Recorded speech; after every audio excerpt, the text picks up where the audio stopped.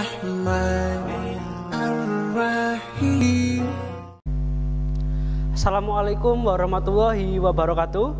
Halo anak-anak, bertemu lagi dengan Ustadz di kelas geografi. Bagaimana kabarnya? Untuk yang materi minggu lalu, kalian sudah paham kan tentang penentuan letak dan toponimi dari sebuah peta, kemudian cara menghitung skala, kontur interval, lalu memperbesar dan memperkecil sebuah peta dengan menggunakan sistem grid, alat pantograf, dan mesin fotokopi. Oke anak-anak, untuk pertemuan kali ini kita akan membahas tentang keterampilan dalam pembuatan peta dan juga proyeksi peta. Nah, di dalam pemetaan ini subbab yang terakhir anak-anak. Kemudian untuk yang selanjutnya kita masuk ke materi penginderaan jauh. Oke, seperti apa materi pada pertemuan kali ini? Saksikan terus video Ustadz. Ya anak-anak, kita masuk ke dalam materi. Untuk subbab yang pertama kita akan membahas tentang keterampilan membuat peta. Bisa kalian saksikan di sebelah kanan Ustadz ini. Dalam membuat peta anak-anak, perlu kita ketahui bahwa yang pertama kita lakukan adalah melakukan pengumpulan data. Ya, tahap yang pertama dalam membuat peta adalah pengumpulan data. Nah, di dalam pengumpulan data ini anak-anak ada dua jenis data. Yang pertama data primer dan data sekunder. Ada yang tahu data primer itu apa? Ya, data primer adalah data yang kita dapat dengan melakukan observasi langsung ke lapangan anak-anak ya. Jadi melakukan observasi langsung ke lapangan. Contohnya kita melakukan pengamatan nih, kemudian bisa juga kita melakukan pengukuran langsung di lapangan. Nah, itulah data primer. Sedangkan kalau data sekunder apa? Ya, data sekunder adalah data yang kita peroleh dengan melakukan observasi secara tidak langsung anak-anak. Loh Ustadz, observasi secara tidak langsung itu seperti apa? Observasi secara tidak langsung yaitu dengan cara kita melihat sebuah tabel, kemudian kita melihat sebuah peta, kemudian kita mencari data-data atau dokumen-dokumen dari suatu instansi terkait. Nah, tidak langsung terjun ke lapangan, itulah data sekunder ya, data yang didapatkan dengan observasi secara tidak langsung. Oke, cara mengingatnya anak-anak, kalau data primer itu observasinya secara langsung di lapangan. Kemudian kalau yang data sekunder observasinya secara tidak langsung ya anak-anak. Primer langsung, sekunder tidak langsung. Begitu cara mudah untuk mengingatnya. Kemudian setelah data-data terkumpul nih, apa yang harus kita lakukan lagi? Ya, karena data-data sudah terkumpul, kita mulai melakukan tahap pemetaan anak-anak. Tahap pemetaan ini juga ada dua, ada yang manual ataupun dengan menggunakan komputer. Nah, kalau yang manual kita menggambarkan peta dengan menggunakan kertas kalkir, kemudian jangka dan alat-alatnya itu masih sederhana. Tetapi dengan menggunakan komputer, tahap pemetaan ini sangat menjadi mudah anak-anak. Jadi untuk masa sekarang ini ketika kita ingin melakukan pemetaan itu semuanya sudah digitalisasi atau dengan menggunakan komputer. Oke, kemudian setelah kita melakukan tahap pemetaan, nah untuk yang tahap ketiga nih, kita sudah bisa menyajikan peta. Nah, penyajikan peta ini seperti apa Ustadz? Jadi dalam penyajian sebuah peta ini, sebenarnya peta ini masih berupa peta dasar anak-anak dalam penyajian peta ini. Nah, ketika kita sudah memiliki peta dasar, kemudian baru kita bisa melakukan atau membuat peta tematiknya di tahap penyajian peta ini anak-anak. Sama juga untuk penyajian peta ini, semua data itu dianalisis dan peta-peta yang tadi yang kita buat juga dianalisis, kemudian data-datanya dimasukkan ke dalam komputer atau disimpan di dalam komputer. Setelah itu, setelah kita melakukan analisis dan kita juga sudah memiliki peta utama untuk kita jadikan sebagai peta tematik, kita memasukkan simbol-simbol anak-anak. Jadi simbol-simbol yang sesuai dengan keadaannya atau sesuai dengan keadaan aslinya di lapangan. Jadi simbol-simbol ini dimasukkannya pada penyajian peta ini anak-anak. Kemudian setelah penyajian peta selesai dan simbol-simbolnya sudah sangat jelas dan sesuai dengan kondisi alamnya, nah kita masuk ke penyajian dalam bentuk grafis. Penyajian dalam bentuk grafis ini sudah tahap akhir anak-anak. Kita menyajikan bentuk grafis seperti yang ada di buku. Nah itu ada tabelnya anak-anak, jumlah penduduk ya. Nah jadi kita melakukan dengan tabel kemudian grafis. Nah itu penyajiannya di tahap akhir setelah peta dan data-data kita analisis dan petanya juga sudah selesai. Seperti itu keterampilan membuat peta ya, jadi ada tahap-tahapannya, tidak boleh langsung kita mengerjakan peta gitu, tidak boleh, harus ada tahap-tahapannya. Oke, seperti yang ada di sebelah kanan Ustadz ini. Sampai sini paham? Selanjutnya kita akan lanjut ke materi syarat-syarat dalam pembuatan peta. Ya, di sebelah kiri Ustadz ini adalah beberapa syarat dalam pembuatan peta. Untuk yang pertama anak-anak, bentuk-bentuk daerah, pulau ataupun benua yang kita petakan harus sama dengan keadaan aslinya. Ya, bentuknya harus sama dengan keadaan aslinya. Kemudian syarat yang kedua nih anak-anak, luas daerah yang dipetakan itu harus sama dengan luas daerah sesungguhnya ketika dikalikan dengan skala.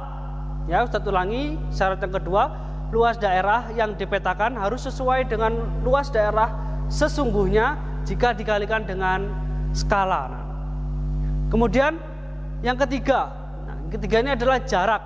Jarak yang digambarkan harus tepat jika dibandingkan dengan jarak sesungguhnya setelah dikalikan skala.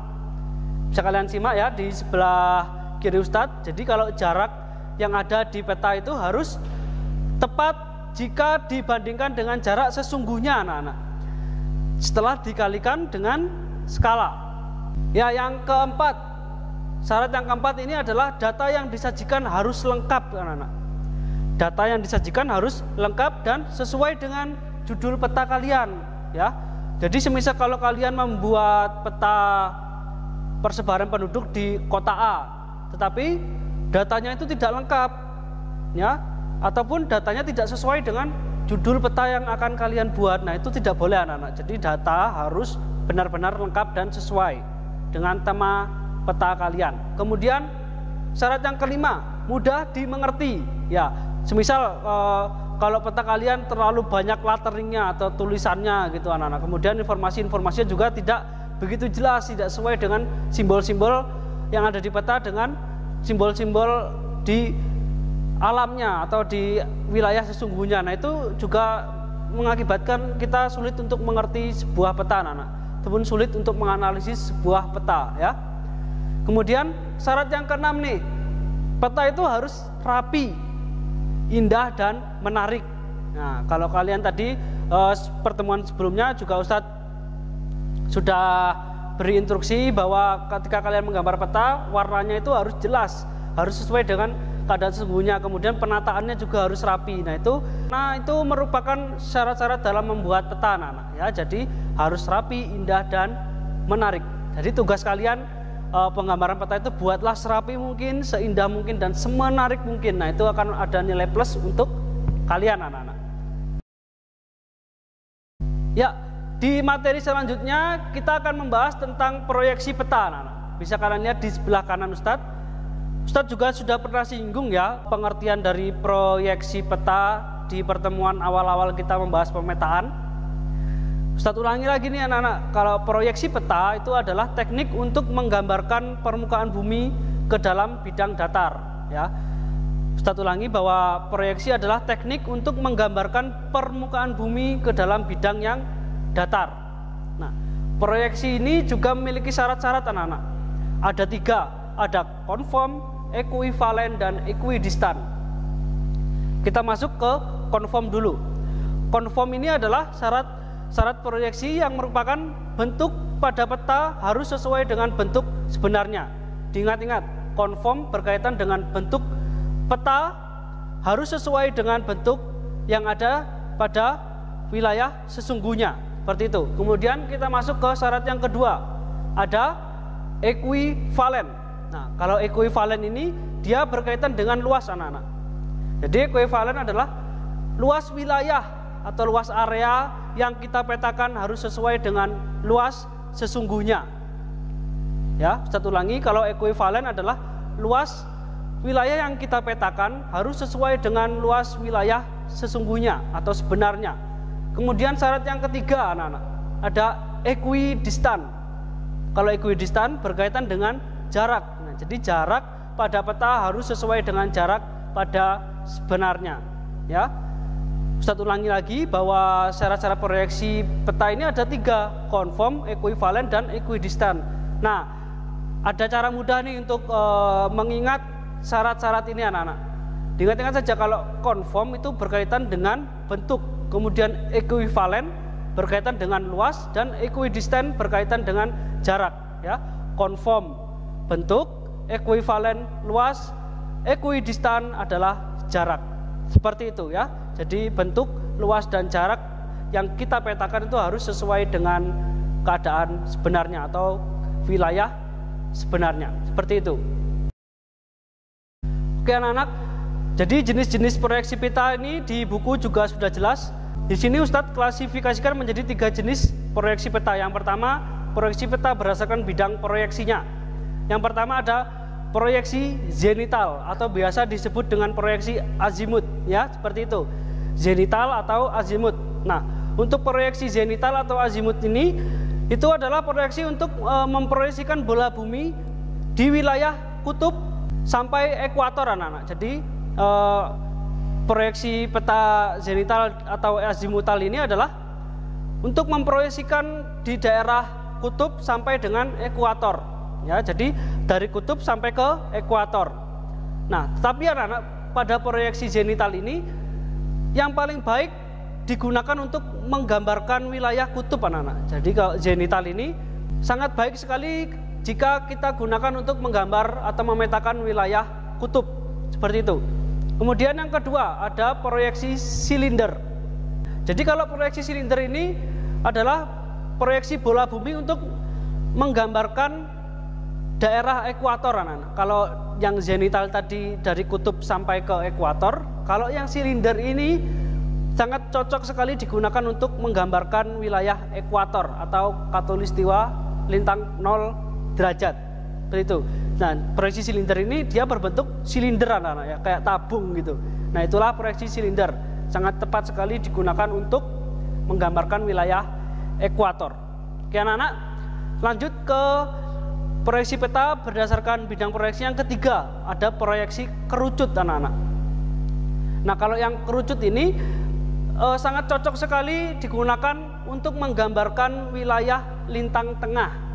Ya, sangat cocok sekali untuk menggambarkan daerah-daerah di lintang tengah. Seperti itu.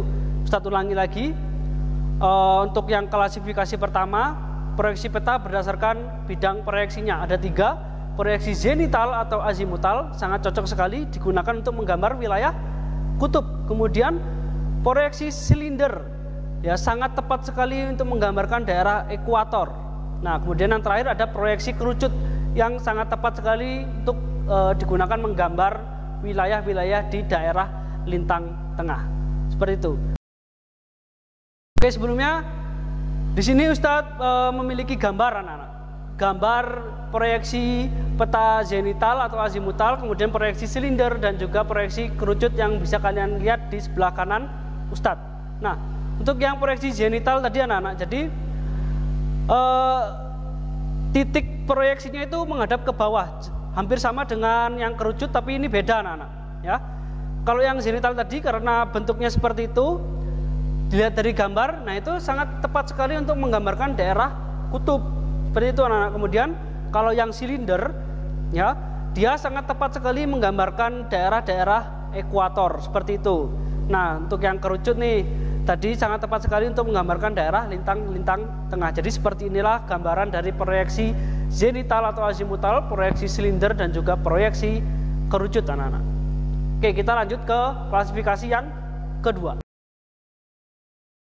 Oke, proyeksi yang kedua ini ada jenis proyeksi yang berdasarkan garis karakternya.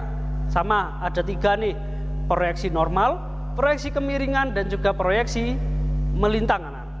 Kita masuk dulu yang pertama, proyeksi normal. Nah, jadi kalau yang proyeksi normal ini anak-anak, garis karakternya itu berhimpit dengan sumbu bumi, ya, berhimpit dengan sumbu bumi.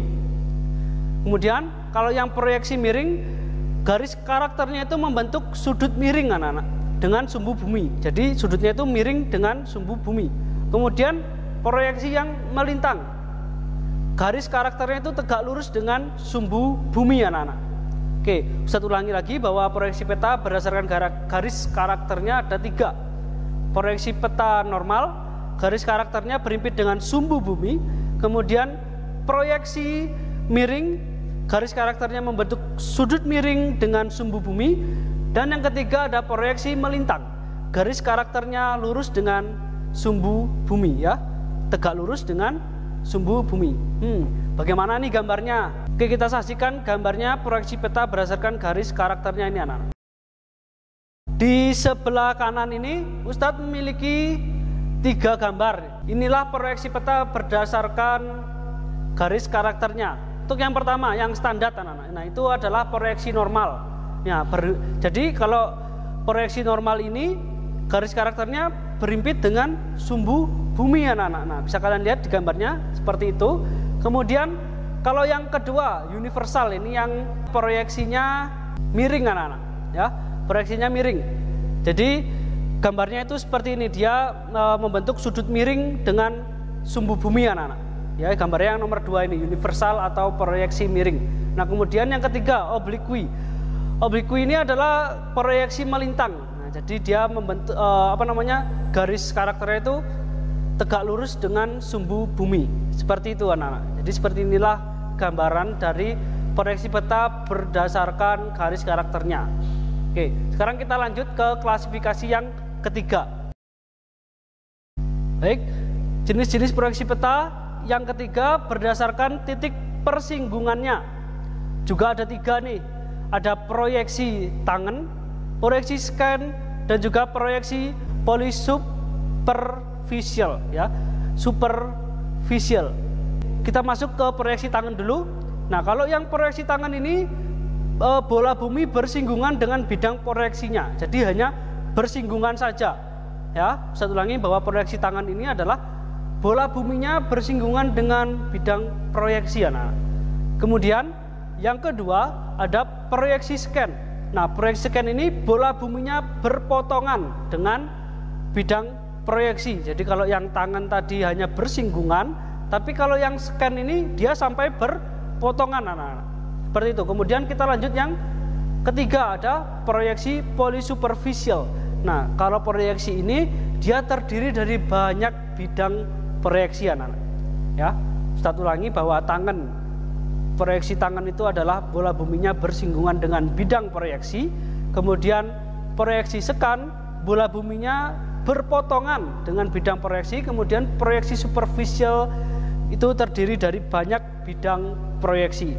Oke, sampai sini paham?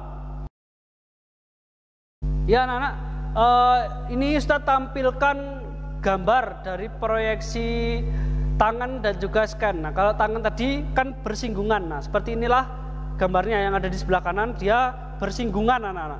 Kemudian kalau yang scan nih sebelahnya, dia sampai berpotongan. Nah, adanya perpotongan dengan bola bumi dan juga bidang proyeksi anak-anak. Nah, kalau yang polysuperficial tadi kan terdiri dari banyak sekali bidang-bidang proyeksi. Oke, jadi seperti inilah gambaran dari proyeksi tangan dan juga scan. Bagaimana anak? Bagaimana materi yang sudah Ustadz sampaikan tadi? Sudah paham? Di buku juga sudah jelas sekali untuk materi-materinya pemetaan ini. Untuk kalian kan masih kelas 1 ya anak-anak. Untuk di kelas 1 ini materi pemetaan itu masih sangat dasar sekali. Nah, nanti kalau kalian sudah kelas 12, kita akan bertemu lagi dengan materi ini lagi. Tapi lebih spesifik dibandingkan dengan materi yang kelas 1 ini anak-anak. Oke, mari kita simpulkan bersama-sama apa yang telah kita pelajari tadi. Untuk yang pertama tadi kita sudah mempelajari tentang tahapan-tahapan dalam pembuatan peta anak-anak. Mulai dari tahapan yang pertama, pengumpulan data anak-anak. Ya. Nah, dalam pengumpulan data ini ada 2 jenis data. Yang pertama data primer dan juga data sekunder. Kalau yang data primer apa tadi anak-anak? Ya, data yang didapat dengan melakukan observasi secara langsung di lapangan. Kemudian kalau data sekunder, ya data yang didapat dengan melakukan observasi secara tidak langsung, yaitu dengan menggunakan tabel ataupun grafik ataupun peta dan data-data lainnya yang didapat dari instansi-instansi tertentu, misal seperti itu. Kemudian setelah pengumpulan data kita masuk ke tahap pemetaan. Nah, tahap pemetaan ini kita juga bisa melakukan dengan cara manual maupun secara digital ataupun dengan menggunakan komputer. Kemudian setelah itu ada tahap penyajian peta, anak-anak. Nah, di mana dalam tahap ini data-data yang telah kita analisis kita masukkan atau kita simpan di dalam komputer. Kemudian kita juga sudah memiliki peta utama yang akan kita jadikan sebagai peta tematik, anak-anak, di penyajian peta ini. Dan juga kita beri simbol-simbol sesuai dengan keadaan sebenarnya. Tentunya simbol-simbol yang jelas ya, agar petanya mudah dimengerti. Kemudian setelah penyajian peta kita masuk ke tahap terakhir, yaitu penyajian data berupa grafik ataupun tabel. Nah, seperti yang saya contohkan tadi, jumlah penduduk, ada tabel-tabelnya, wilayah A jumlah penduduknya sekian, wilayah B jumlah penduduknya sekian. Nah, jadi kalau penyajian data yang terakhir ini adalah berupa tabel dan juga grafik. Seperti itulah tahap-tahap peta.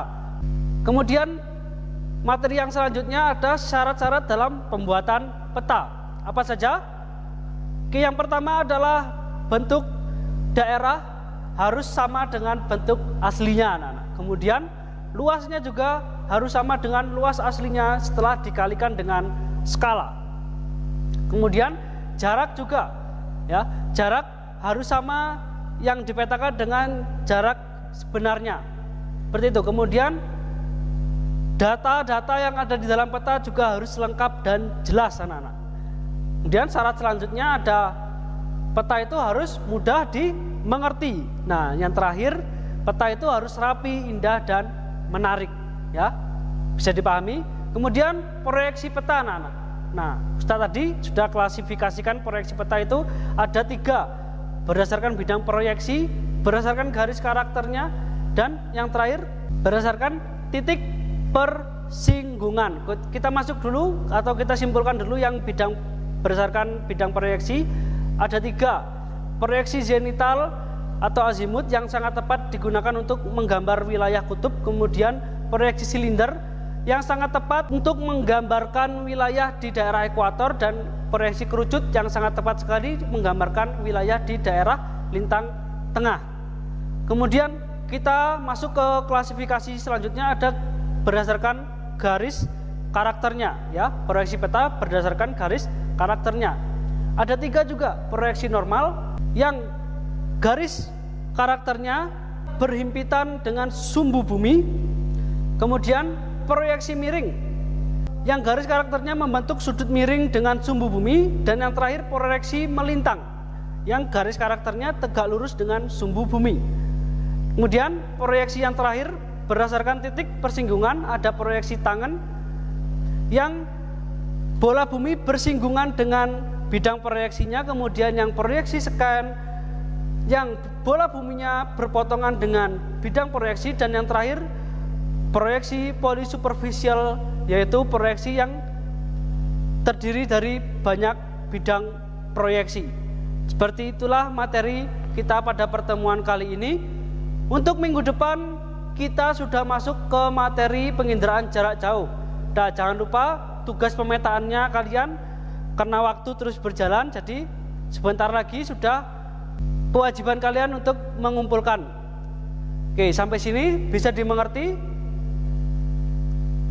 Sekian penyampaian materi Ustadz pada pertemuan kali ini. Bila ada salah, Ustadz minta maaf. Assalamualaikum warahmatullahi wabarakatuh. Sampai jumpa pada pertemuan selanjutnya.